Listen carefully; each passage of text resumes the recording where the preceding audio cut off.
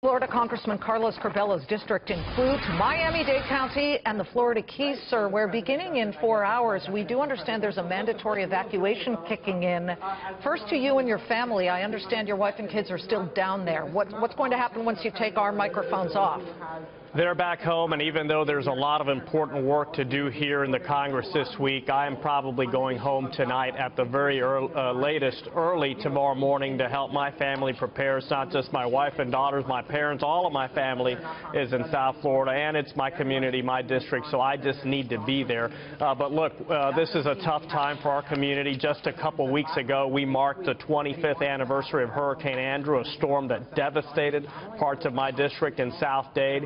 So to be staring this massive monster storm coming straight at us is certainly a little bit intimidating, but we're doing everything we can to prepare. We're a resilient community.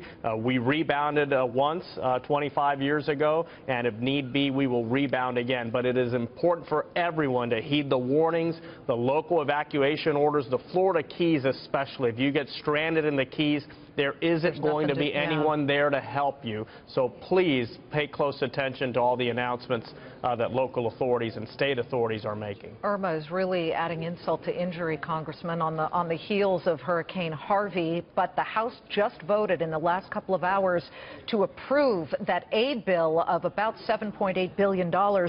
You voted yay, obviously, but when you look at what's happening with FEMA, FEMA's almost out of money. And really, $7.8 billion is just a down payment when we have so much stress on the system. What do you think happens here, and at what point does the system break?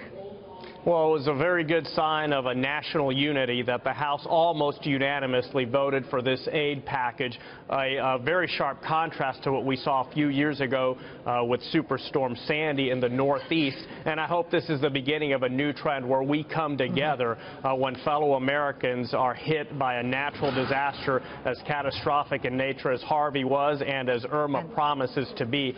So, of course, I believe it's the right thing to do, but one of the things that's always on my mind when I'm voting on a package like that is I could be next. My community could be next. And it's obvious that Republicans and Democrats are willing to come together for causes such as this one. I really hope it means that we bottomed out in terms of hyperpartisanship a couple years ago, and we're starting a new trend here where we actually work in a common sense way to get good things done for the American people. Well, the debt ceiling. You had, obviously, Congressman Pelosi and Senator Chuck Schumer working with the president. There is a deal to at least have a continuing resolution to lift the debt ceiling. But, of course, that expires December 15th. Last I checked, 10 days later, it's Christmas.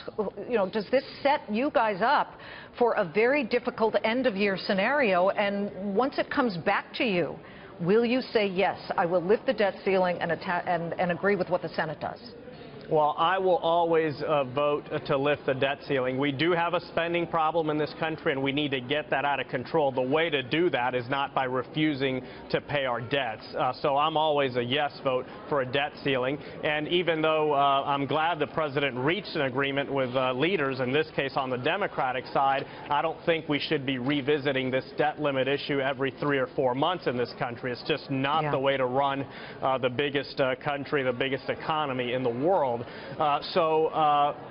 What we are seeing is that pragmatic streak in the president that perhaps some have been wondering where it is, because he has used some tough rhetoric and he has postured a lot. But here today, he showed that he's willing to work not just with Republicans, but also with Democrats. And I really think that that's what the American people want. There's so much angst and frustration in this country, and part of the reason is because people watch the politicians fighting on TV all day. We really need to get out of the news by doing the right thing, and I think today is an example of that. Congressman, come back and bring a Democratic pal with you. We'd love to have you both stand next to each other and say that you agree on things like tax reform. Good luck to you and your family. Thank you. Keep Florida in your thoughts and prayers. Indeed, we always do. Carlos Curbelo, and by the way, Curbelo, we keep every state in our thoughts and prayers here on Fox Business, because who knows? He is correct. It may be your state next.